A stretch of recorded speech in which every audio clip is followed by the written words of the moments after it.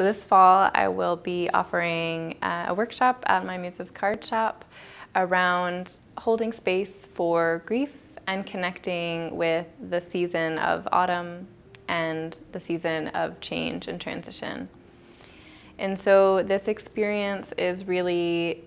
an invitation for folks who might be interested in leaning into what it's like to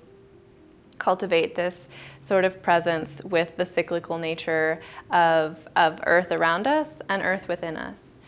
And so moving through this time in this season of fall, which for many is a time of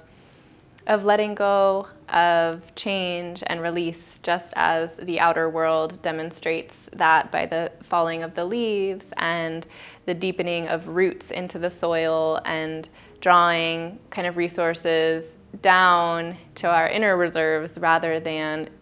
growing outward. And so we can connect to this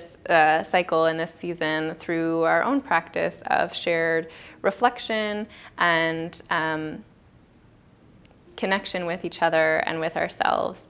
And so that's really what this workshop will be about, is just creating a space for sharing, for reflection, and for cultivating an awareness of